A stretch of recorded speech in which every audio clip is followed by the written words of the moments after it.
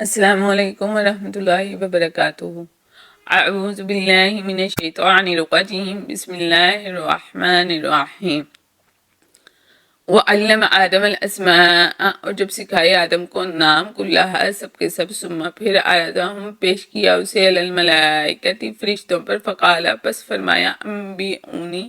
تم خبر دو مجھے بھی اسماء ہؤلاء ان ناموں کی، ان کنتم صادقین اگر ہو تم سچے۔ اب یہ ہے کہ آیت نمبر 30 میں آدم علیہ السلام کو خلیفہ بنانے کا ذکر زمین میں جب اللہ تعالیٰ نے فرشتوں کے سامنے کیا تو فرشتوں نے یہ کہا کہ یہ مخلوق فتنہ فساد کرے گی، خون بہائے گی، اور اگر اس کو پیدا کرنے کا مقصد تیری تسبیح، تمہید اور تحلیل ہے تو اس کے لیے ہم کافی ہیں۔ اب فرشتے کیا عالم الغیب ہیں؟ کیا فرشتے کیسے جانتے تھے کہ یہ جو مخلوق ہے زمین میں فتنہ فساد کرے گی؟ فرشتے عالم الغیب نہیں ہیں۔ فرشتوں نے یہ بات اپنے سابقہ ایکسپیرینس سے کی۔ اللہ تعالیٰ نے آدم علیہ السلام کو بنانے سے پہلے ایک مخلوق پیدا کی تھی جنہیں زمین میں بسایا تھا، اور انہوں نے خوب خون ریزی کی۔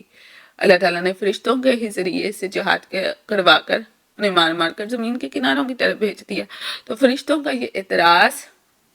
جو تھا وہ سابقہ مشاہدے پر تھا۔ تو فرشتوں کا یہ جواب جو ہے بیسیکلی تخلیقی آدم پر اعتراض نہیں تھا، بلکہ اس سے پیدائشی آدم کی عدم ضرورت کا اظہار کرنا مقصد تھا۔ فرشتوں نے اللہ تعالیٰ سے کہا جب ہم مدبرۃ الامر ہونے کی حیثیت سے کارگاہ کائنات کو پوری سرگرمی سے اور بخوبی چلا رہے ہیں،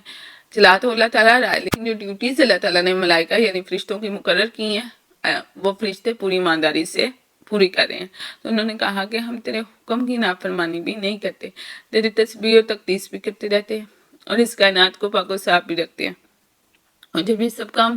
بخیر و خوبی سر انجام ہو رہے ہیں، پھر آدم کو بطور خلیفہ پیدا کرنے کی کیا ضرورت ہے، خاص طور پر ایسی صورت میں کہ اس خلیفہ سے فتنہ فساد بھی متوقع ہوگا۔ اب آدم علیہ السلام نے کیا فتنہ فساد کرنا تھا، یعنی اولاد آدم کی بات کی جا رہی ہے۔ اس کا ہرگز مطلب یہ نہیں ہے کہ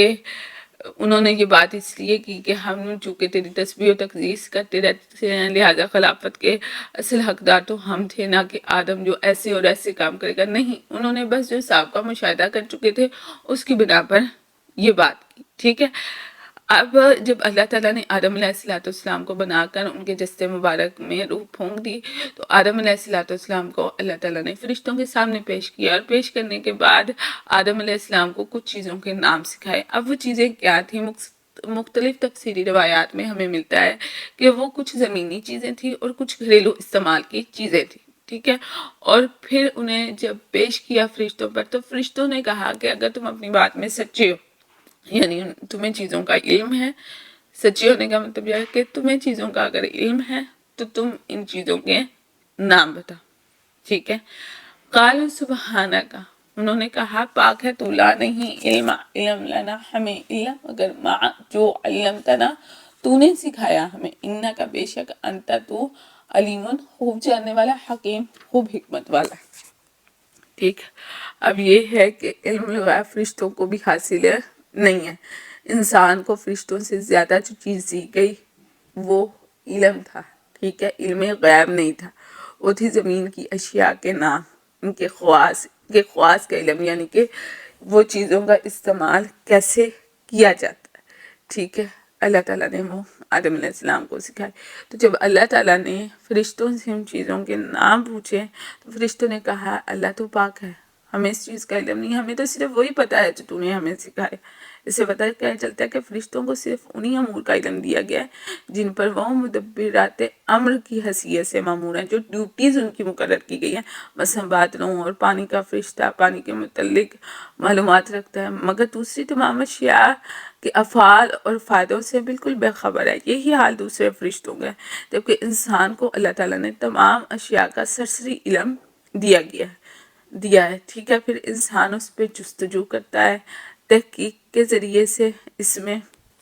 اضافہ کرتا ہے، کیونکہ اللہ تعالیٰ نے انسان کو کچھ قوتیں دی ہوئی ہیں، ٹھیک ہے، کچھ عقل، کچھ اور اللہ تعالیٰ نے دیا، کچھ اللہ تعالیٰ نے قرآن میں بار بار کہا ہے غور و فکر کرو، ٹھیک ہے۔ تو بات یہ ہے کہ اللہ تعالیٰ نے فرشتوں کو جب کہا کہ ان چیزوں کا مطلب بتاؤ یا نام بتاؤ تو فرشتے نہیں بتا سکے، کیونکہ فرشتوں کا علم لمیٹڈ ہے، کہ جتنا سا اللہ تعالیٰ نے بتا دیا انہوں نے اس پر ہی سمینا واتانا کر کے اس پر امپلیمنٹ کرنا ہے، جبکہ اللہ تعالیٰ نے انسان کو فرشتوں سے زیادہ علم دیا ہے، اسی لیے فرشتوں پر انسان کی برتری بھی علم کی مناسبت پر رکھی ہے، اور اسی علم کے ساتھ اللہ تعالیٰ نے انسان کو یہ پاور، یہ قوت دی ہے کہ وہ اس پر تدبر کرے۔ قال یا آدم انبئہم باسمائہم، کہا یا فرمایا اللہ نے آدم خبر دو انہیں ان ناموں کی، فلما انبأہم باسمائہم، پھر جب اس نے خبر دی انہیں ان ناموں کی، قال فرمایا کیا لم اقل لکم، میں نے کہا تھا تم سے، انی بے شک عالم میں جانتا ہوں، غیب السماوات والارض، غیب آسمانوں اور زمینوں کا، عالم اور میں جانتا، ٹھیک ہے، ما تبدون جو تم ظاہر کرتے ہو، وما تکتمون اور ان کو بھی جو تم چھپاتے ہو۔ اللہ تعالیٰ نے جب فرشتوں سے اس کا جواب سنا کہ ہم نہیں جانتے ان چیزوں کے نام، تو پھر اللہ تعالیٰ نے آدم علیہ السلام سے فرمایا کہ آدم انہیں ان چیزوں کے نام بتاؤ۔ پھر آدم علیہ السلام نے جب نام بتایا تو اللہ تعالیٰ نے فرشتوں سے مخاطب ہو کر کہا کیا میں نے تم سے نہیں کہا تھا کہ میں غیب کا علم جانتا ہوں، آسمان و زمین کا علم جانتا ہوں، اور میں وہ چیزیں بھی جانتا ہوں جو تم چھپاتے اور ظاہر کرتے ہو۔ جب فرشتوں کو آدم علیہ السلام کے علمی احاطہ ہو گیا اور پتہ چل گیا اور انہوں نے اپنی جو ہے عاجزی کا اعتراف کر لیا، تو اللہ تعالیٰ نے فرشتوں کو وہ بات بتا دی جو وہ نہیں جانتے تھے، اور وہ یہ تھی کہ انسان میں اگر فتنہ اور شر کا پہلو ہے تو صلاح اور خیر کا پہلو بھی موجود ہے، اور اصلاح اور خیر کا پہلو غالب ہے، اسی لیے اسے خلیفہ بنایا جا رہا ہے، اور وہ اپنے علمی کمال کی وجہ سے اس کی اہلیت بھی رکھتا ہے، ٹھیک۔ تو اس جو ہے ٹاپک سے ہمیں یہ بات پتہ چلتی ہے کہ علم عبادت سے افضل ہے۔ عبادت کا تعلق صرف مخلوق سے ہے، جبکہ علم کا تعلق خالق و مخلوق دونوں سے ہے، اور سب سے بڑا عالم اور علیم تو خود اللہ تعالیٰ ہے۔ بے شک انسان فرشتوں جیسی اور جتنی عبادت نہیں کر سکتا، لیکن علم کی بنا پر فرشتوں سے افضل اور مستحق خلافت مل سکتی ہے اس کو، ٹھیک ہے۔ وَإِذْ قُلْنَا، اور جب ہم نے کہا لِلْمَلَائِكَةِ فرشتوں سے، اسجدوا تم سجدہ کرو لِآدَمَ آدم کو، فسجدوا تو پس انہوں نے سجدہ کیا، الا سوائے ابلیس، ابلیس کے، ابا اس نے انکار کیا، واستکبر اور تکبر کیا، وَقَانَ مِنَ الْكَافِرِينَ اور ہو گیا وہ کافروں میں سے۔ اب یہ ہے کہ جب آدم علیہ السلام میں روح پھونکنے کے بعد اللہ تعالیٰ نے آدم علیہ السلام کو فرشتوں کے سامنے پیش کیا اور فرشتوں سے کہا کہ چیزوں کے نام بتاؤ، اور فرشتے ان چیزوں کے نام نہیں بتا سکے، تو اللہ تعالیٰ نے آدم علیہ السلام کو کہا کہ ان چیزوں کے نام بتاؤ۔ تو جب آدم علیہ السلام نے ان چیزوں کے نام بتا دیے اور علمی برتری فرشتوں کے سامنے آدم کی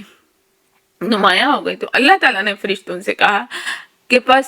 تم سجدہ کرو آدم کو، تو سجدہ کیا فرشتوں نے، لیکن ابلیس نے نہیں کیا۔ ابلیس لائک شیطان، اس نے انکار کیا، تکبر کیا، اور وہ کافروں میں سے ہو گیا۔ اب سجدہ تو ایک عبادت ہے، اور عبادت صرف اللہ تعالیٰ کے لیے ہے، تو پھر آدم کو فرشتوں نے سجدہ کیا، کیونکہ یہ سجدہ عبادت نہیں تھا، سجدہ تعظیمی تھا۔ اور میں آپ کو بتاتی چلوں کہ سجدہ تعظیمی احتراماً کسی کے سامنے جھکنا پہلی شریعتوں میں بھی جائز رہا ہے، لیکن شریعت محمدیہ میں اس کو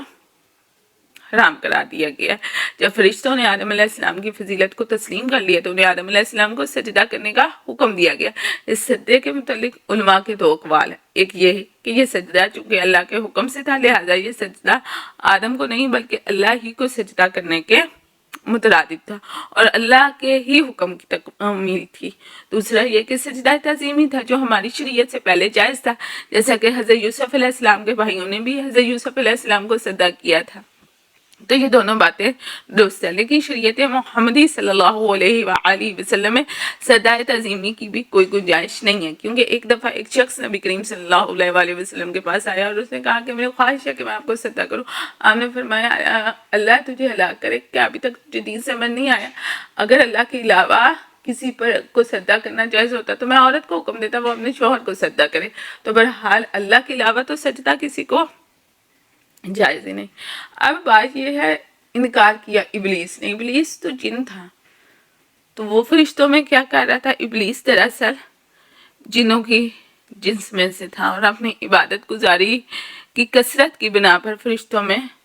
رہنے لگا۔ جب فتنہ فساد کی بنا پر فرشتوں نے جنوں کو سمندر کی طرف مار مار کے بھگا دیا تو اس وقت بھی یہ فرشتوں میں شامل تھا اور اپنے ہی ہم جنسوں کے خلاف اس نے جہاد کیا، اور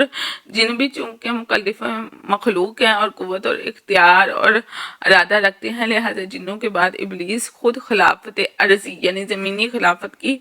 جو ہے نا اس کے دل میں ایک خواہش لگائے بیٹھا ہوا تھا۔ پھر جب اللہ تعالیٰ نے آدم علیہ السلام کو خلیفہ بنا دیا تو اس کے اندر جیلسی آ گئی، اور جب فرشتوں کو حکم سجدہ ہوا کہ سجدہ کریں آدم کو تو اس کے اندر مزید حسد اور کینے نے جوش مارا اور سجدہ کرنے سے انکار کر دیا اور اکڑ گیا، اور آدم پر اپنی فضیلت کا اس نے برملا اظہار شروع کر دیا کہ میں بہتر ہوں، میں ٹھیک ہوں، میں آگ سے بنا، اور ایسی ایسی توجیحات پیش کی جو کہ ویلڈ ہی نہیں تھی۔ اسی وجہ سے اللہ تعالیٰ نے اس کو ملعون قرار دے دیا، جاندار درگاہ گیا اور کافر قرار پایا۔ اس کا جرم صرف یہی نہیں تھا کہ اس نے سجدہ نہیں کیا، بلکہ اس سے زیادہ جرم یہ تھا کہ تکبر کی بنا پر حکم الہی کے مقابلے میں اپنی برتری بیان کرنا شروع کر دی۔ ٹھیک ہے، اپنی برتری بیان کرنی شروع کر دی، اور یہ کافروں میں سے ہو گیا، کیونکہ اسے یہ سوچنا چاہیے تھا کہ مجھے حکم کون دے رہا ہے، تکمیل حکم کرنی چاہیے تھی، کیونکہ حکم دینے والی ذات تو اللہ تعالیٰ کی تھی نا۔ وآخر دعوانا ان الحمدللہ رب العالمین۔